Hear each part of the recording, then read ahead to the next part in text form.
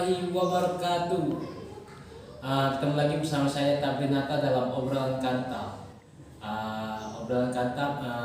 Jangan lupa untuk selalu share, subscribe, dan like, karena insya Allah kita akan memberikan ilmu-ilmu yang bermanfaat dan tentunya menginspirasi untuk kita semua. Hari ini kita akan ngobrol bersama Kak Ade Rupawan. Alhamdulillah suatu kebanggaan buat TN Media bisa ngobrol bersama Kak Ade Rupawan. Kak Ade Rupawan ini adalah seorang pengusaha, motivator, notaris, dan akademisi. Wah, hampir seluruh semuanya beliau ini dicempung.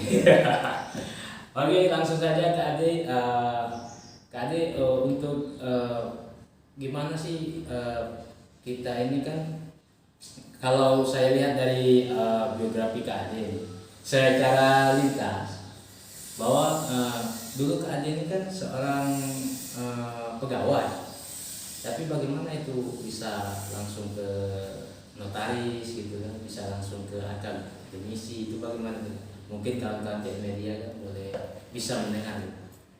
Oke, assalamualaikum warahmatullahi wabarakatuh. Selamat siang, terima kasih TN Media, terima kasih obrolan kantap. Obrolan kantap.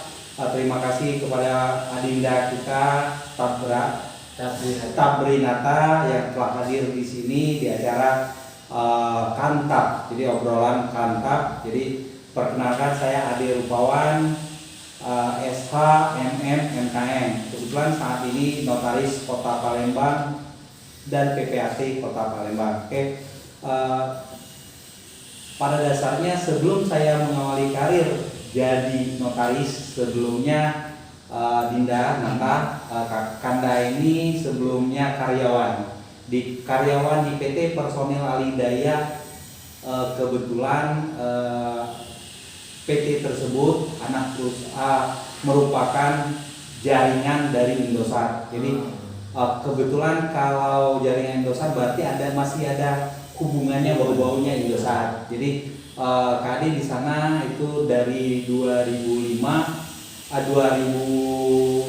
sampai terakhir 2018. Jadi aktivitas di sana mengurusin, kalau Indosatnya sendiri mengurusin kartu metri, mentari, entry, tapi kalau personil Alidaya itu mengurusin outsourcing.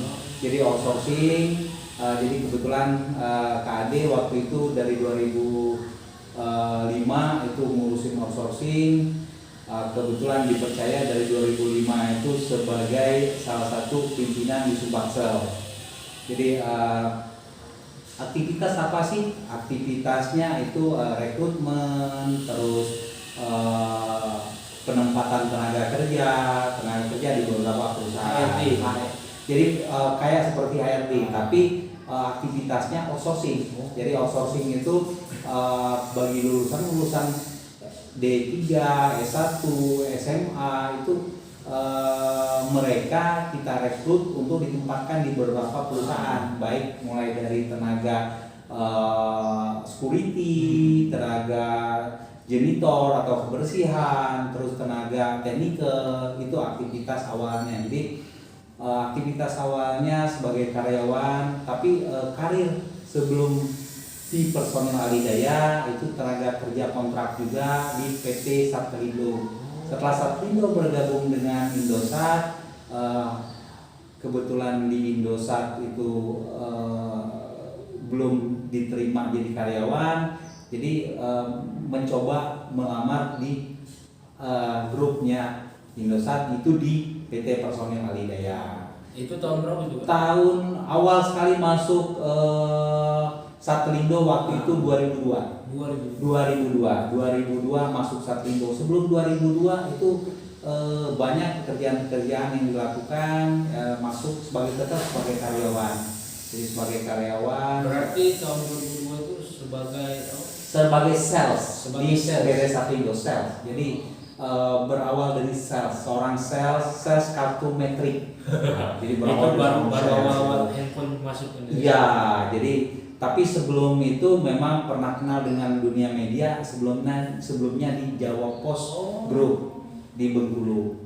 Ya sebelumnya di Jawa Post Group. Asli Bengkulu kan? Asli Bengkulu. Asli Bengkulu. Asli Bengkulu. Orang tua Bengkulu. Kebetulan sekolah dari SD, SMP, SMA, kuliah di Bengkulu. Jadi tamatan alumni kebetulan Universitas Bengkulu. Nah, gitu. Tahun masuk di Universitas Bengkulu 93, keluarnya 99 awal. Jadi dari Bengkulu, setelah 99 itu berkelana, mulai dari pengacara sampai ke sales, sampai ke asuransi, dilakonin semua Kak. Yang penting halal. Yang penting halal. Jadi dilakonin semua. Jadi bicara semua pekerjaan, memang dari awal semua pekerjaan dicoba. Karena kalau kata orang, tidak salahnya kita mencoba, karena tidak ada yang sia-sia. Gitu. Jadi tidak ada yang sia-sia. Jadi hingga pada suatu saat kakak mau membuat PT, mau datang ke notaris, tapi terkendala gimana sih ininya, apa prosedur buat PT. Jadi itu saat itu masih bekerja di PT Personil Alidaya atau di Persada, tapi ingin sekali bagaimana rasanya buat PT. Ternyata kendala banyak sekali buat PT. Nah terakhir karena kendala banyak,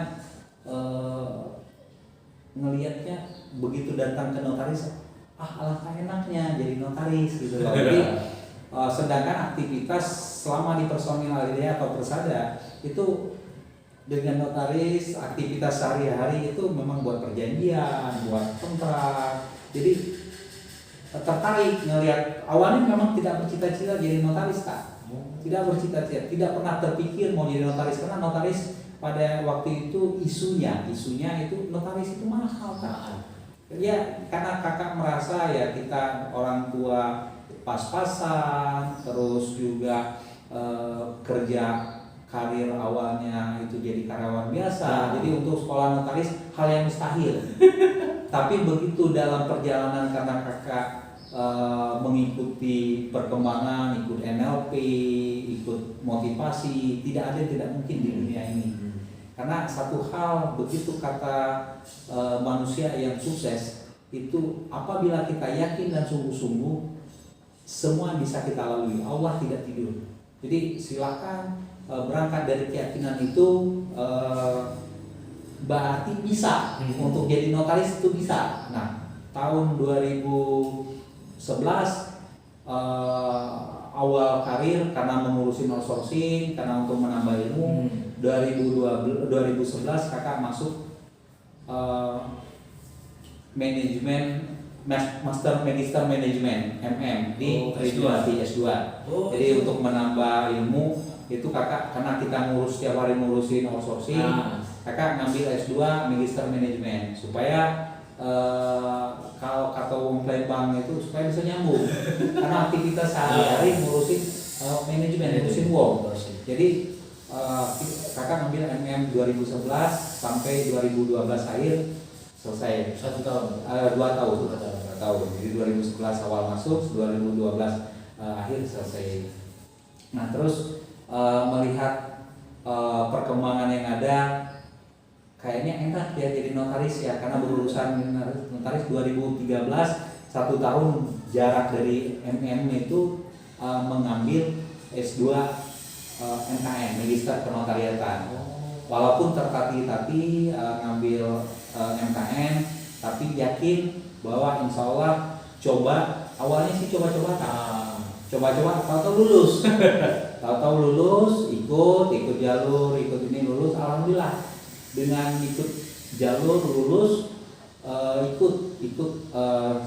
alhamdulillah tahun 2015 masuk 2015 selesai MKN. 2015 sampai 2017 magang di salah satu magang juga di salah satu, karena harus syarat notaris itu salah satunya magang. Jadi magang 2 tahun, 2015 begitu selesai di notaris, kebetulan salah satu notaris di Palembang, magang juga, terus mendalami ilmu tentang notaris. Nah 2017 ngajuin permohonan alhamdulillah lulus namanya UKT, namanya ujian ujian khusus notaris lulus, ujian khusus notaris lulus. 2017 keluarlah SK penempatan di Palembang, notaris Palembang, wilayah kerja di kota Palembang dan Sumatera bagian selatan. Itu awal notaris. Tapi tadi sebelum sampai ke notaris, pernah menjadi kepala cabang salah satu perusahaan, pernah jadi yang tadi seperti disebutkan jadi pengusaha, itu ya motivator. Nah, sampailah pada akhirnya yaitu tadi kembali tadi pertanyaan pertama, kenapa sih tertarik juga dengan dunia motivasi, dunia pengajaran? Itu juga awalnya tidak terpikirkan, Kak. Kenapa? Awalnya kenapa ingin jadi dosen? Karena terpikir kita hidup ini ada yang perlu kita bagikan ke orang, ada yang harus kita sharingkan. Karena waktu itu kakak saat itu jadi karyawan, bingung apa sih yang mau disedekahkan. Mau sedekah duit banyak belum ada, mau sedekah ini ya paling sedekah ilmu. Salah satunya sedekah ilmu yang mengajar. Waktu itu pertama sekali mengajar di Palembang di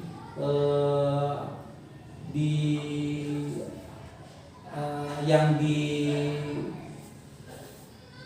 ini ya, yang di bukan yang di Cinde, yang di Jalan Petran itu Abdi Nusa. Nah, pertama sekali ngajar di Palembang di Abdi Nusa. Jadi ngajar di Setia Abdi Nusa. Kalau nggak salah tahun bukan ekonomi kalau nggak salah 2009 lah, 2009, 2010, 2011 lumayan kemarin ngajar di Setia Abdi Nusa. Jadi kalau di PT itu kakak ini pensiun atau mundurkan diri?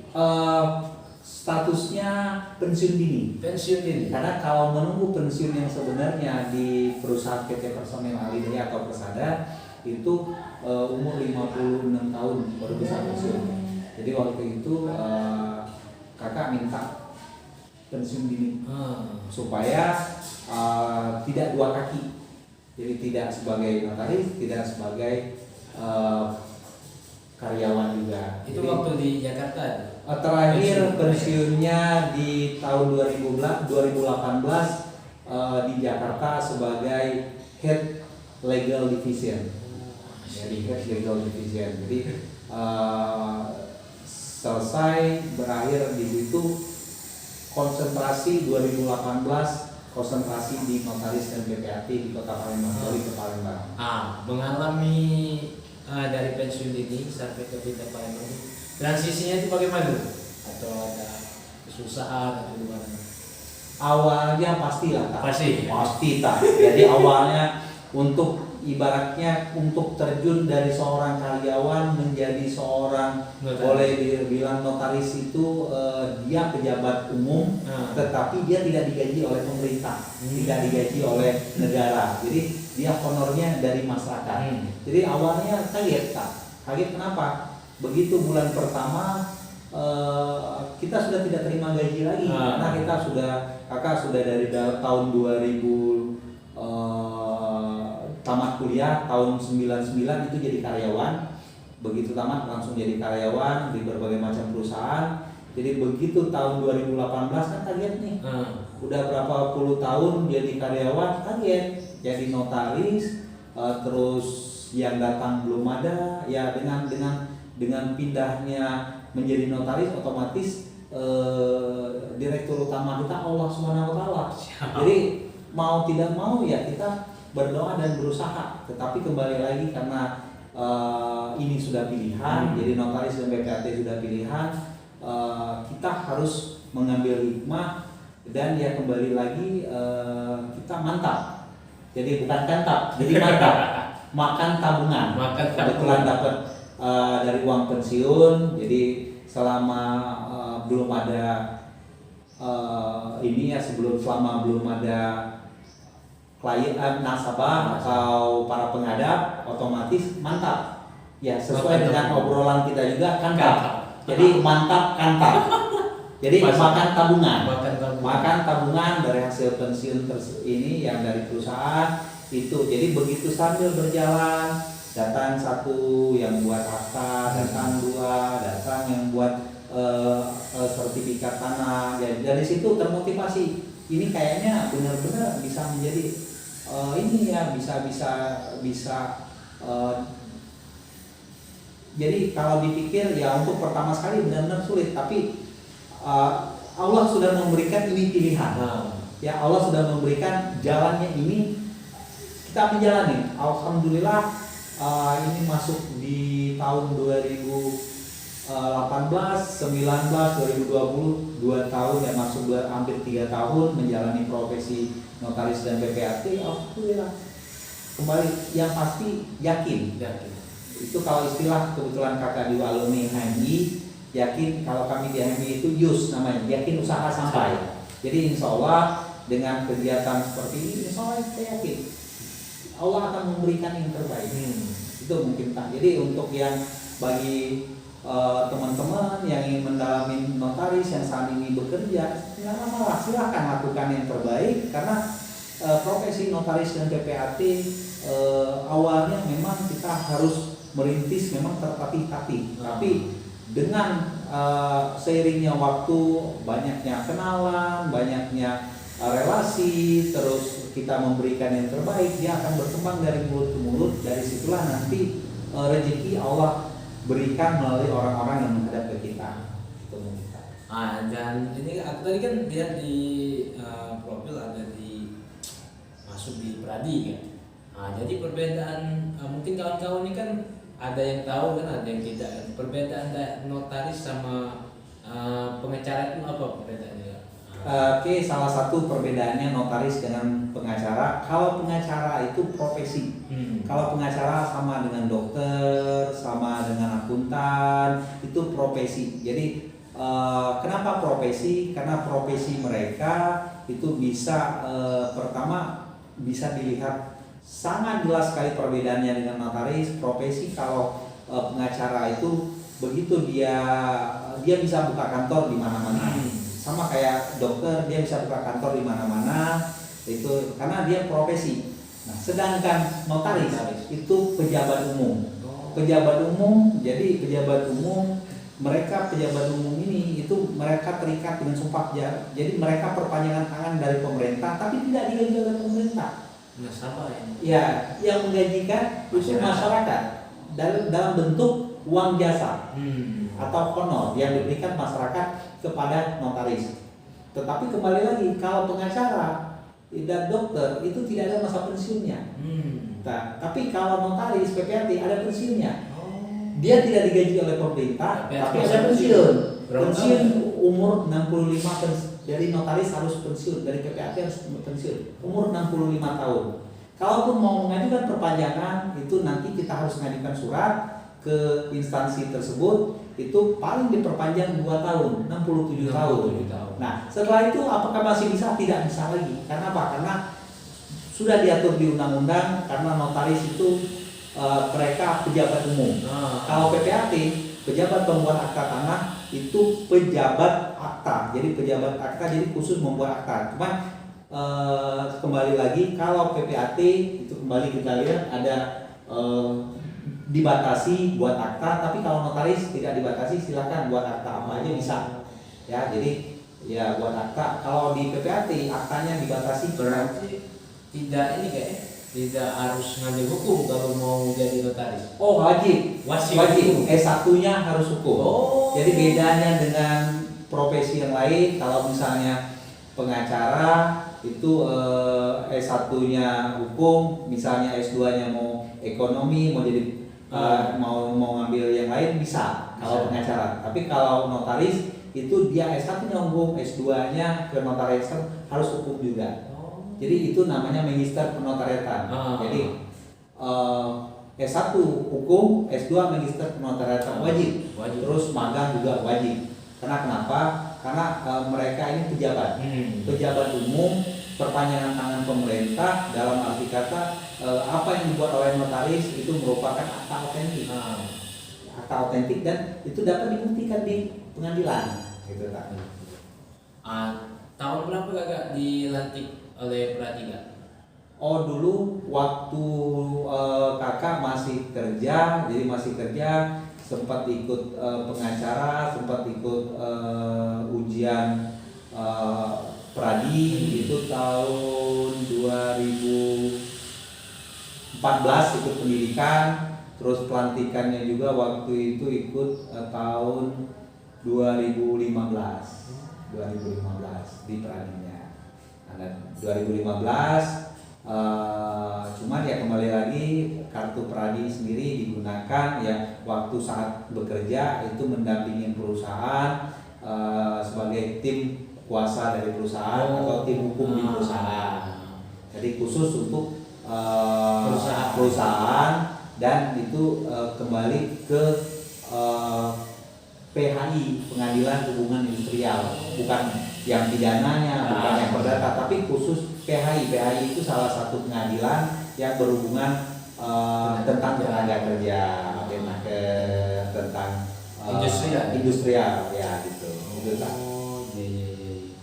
Jadi notaris, pradi, tapi lebih fokus sekarang ke notaris ya? Karena tidak boleh dua-dua, jadi harus kita pradinya tidak lagi, tetapi saat ini fokus menjalani aktivitas notaris dan PPAT. Nah, notaris dan PPAT itu aktivitas saat ini. Selain aktivitas sebelumnya itu menjadi dosen. Jadi menjadi dosen luar biasa karena memberikan berbagi ilmu baik di kampus maupun berbagi ilmu di luar kampus. Di luar kampus kebetulan alhamdulillah sampai hari ini KAD itu memiliki sertifikat lambang Garuda karena dikeluarin oleh BNSP, Badan Nasional Sertifikasi Profesi.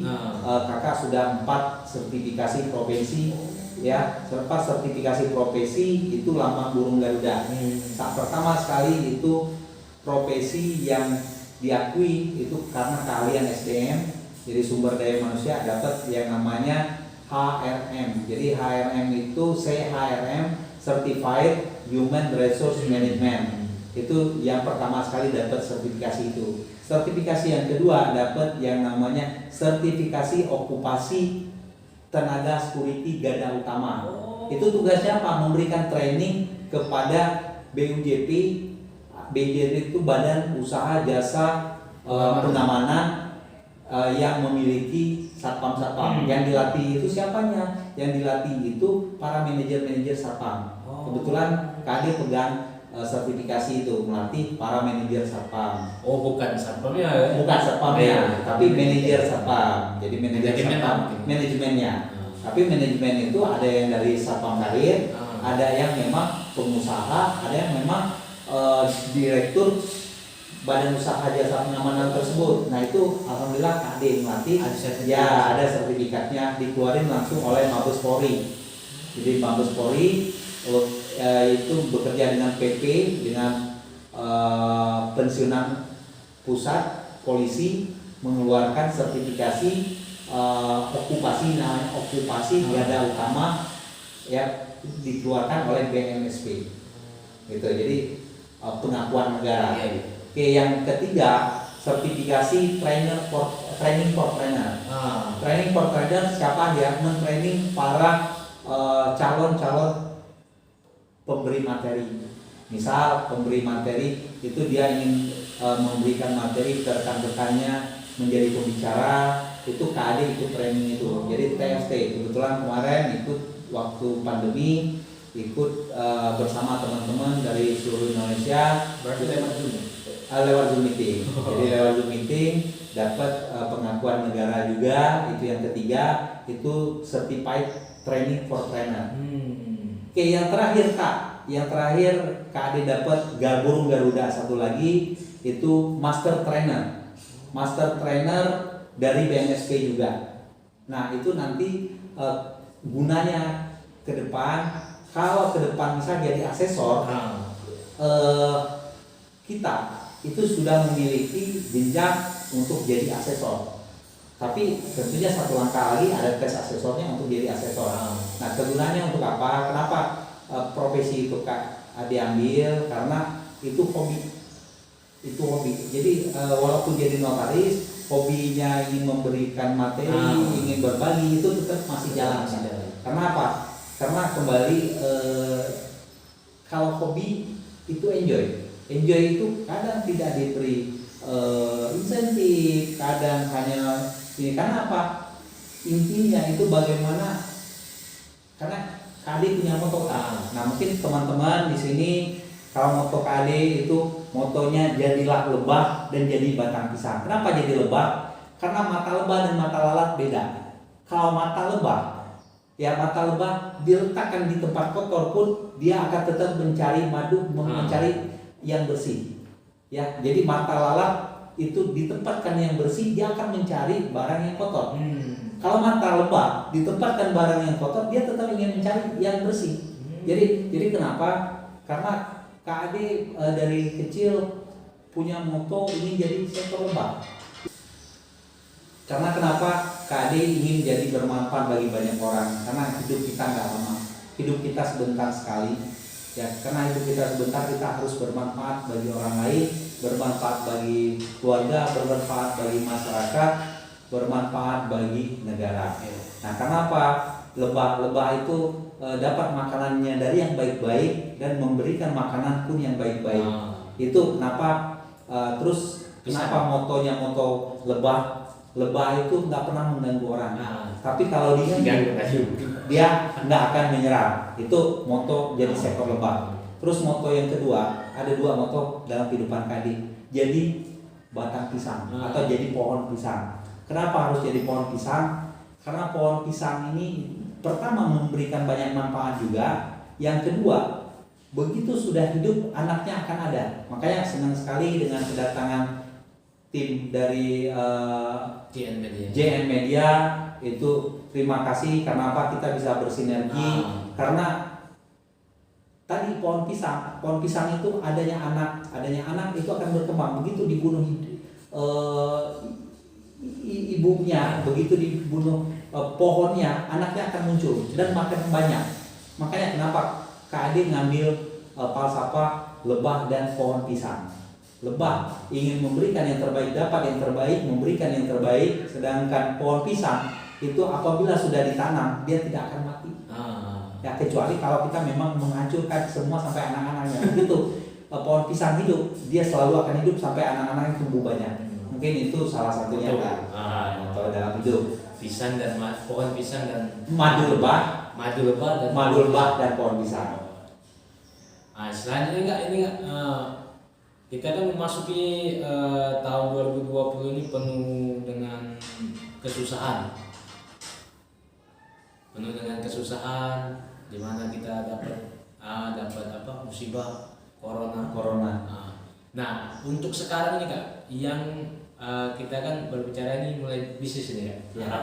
Untuk sekarang di tahun ini, di tahun musim katakan musim corona, bisnis apa yang maju kita buat nih Kak, yang bagus untuk ini?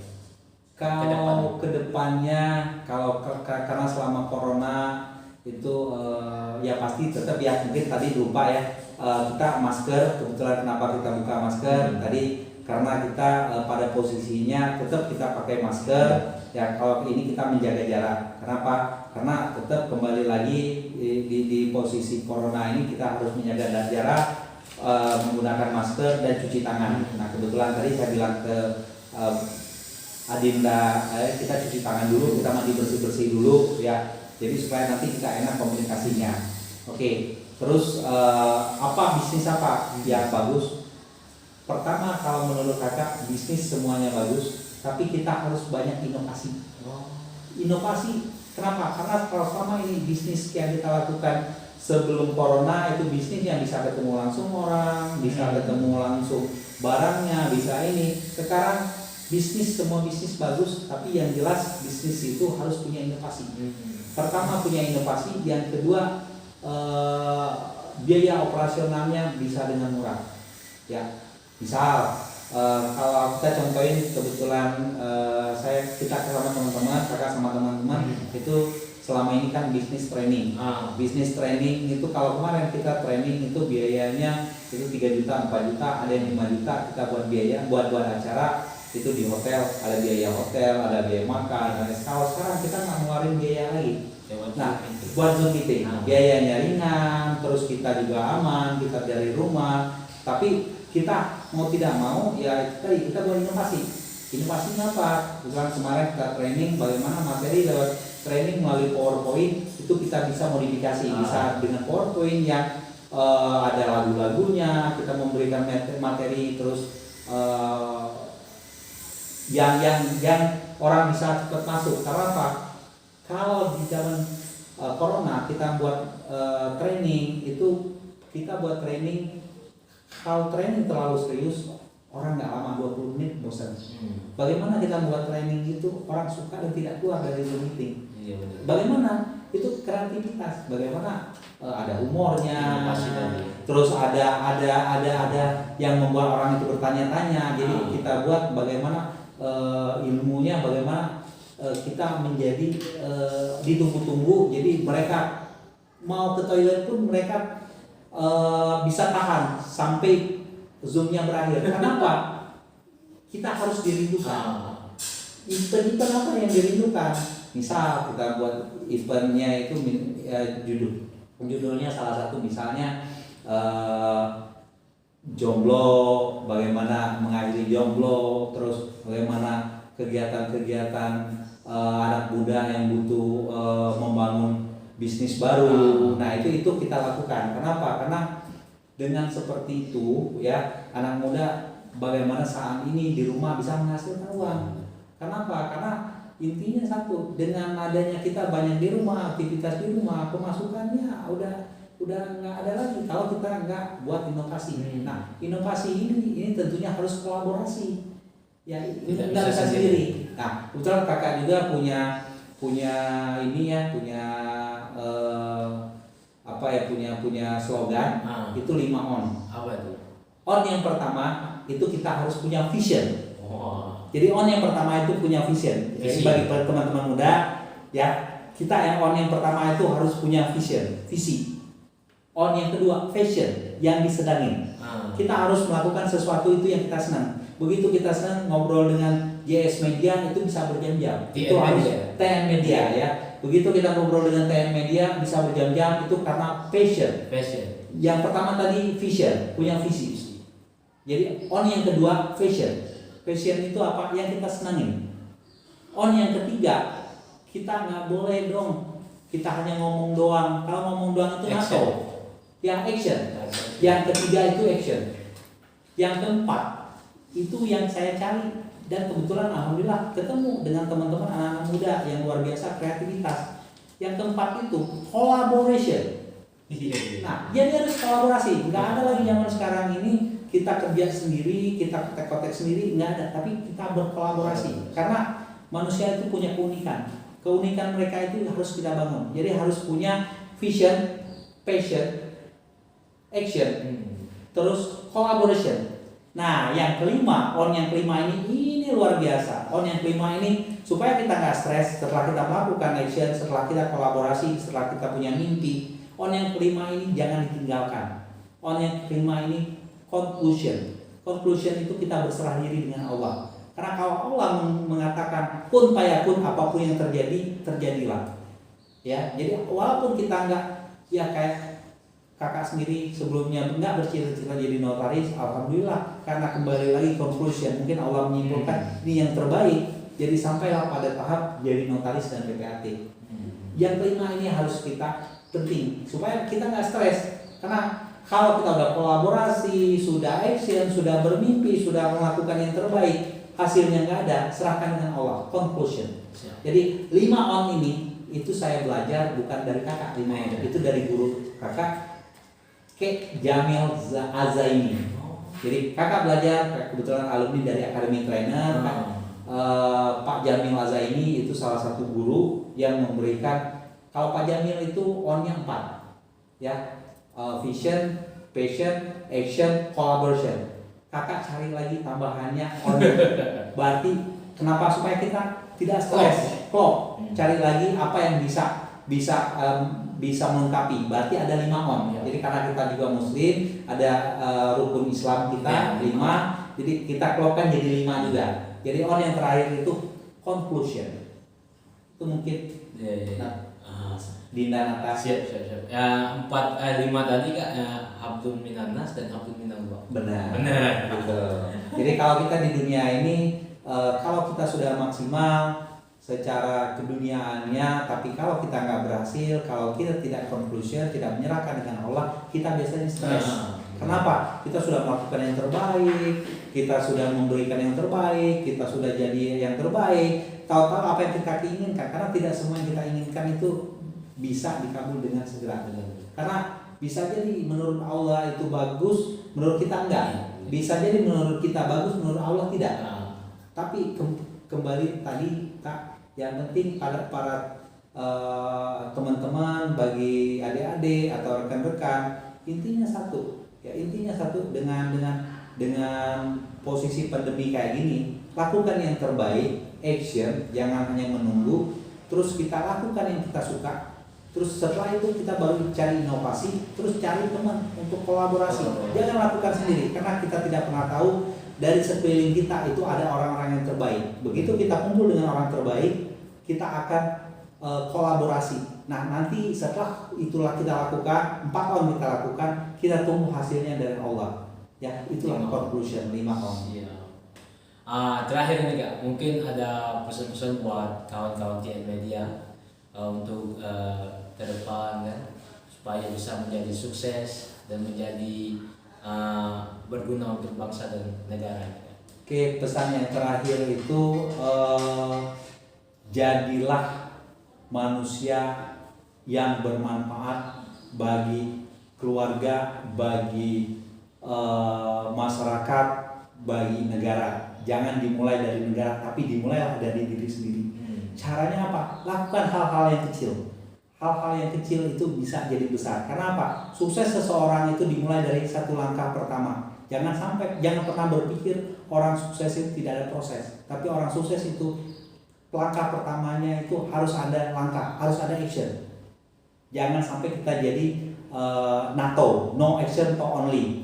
Jadi saya berharap lakukan dari hal yang terkecil, lakukan dari diri pribadi, ya, lakukan dari diri sendiri. Baru nanti manfaatnya akan dirasain oleh orang lain. Ya, mungkin itu tak. Dan buat kawan-kawan, teruslah berkarya dan jangan lupa untuk selalu jangan berikan tentang bisnis buat apa yang penting action. Terima kasih. Jangan lupa untuk selalu share, like dan subscribe. Buat endorse martabak langsung saja ke bawah. Terima kasih. Wassalamualaikum warahmatullahi wabarakatuh. Waalaikumsalam warahmatullahi wabarakatuh.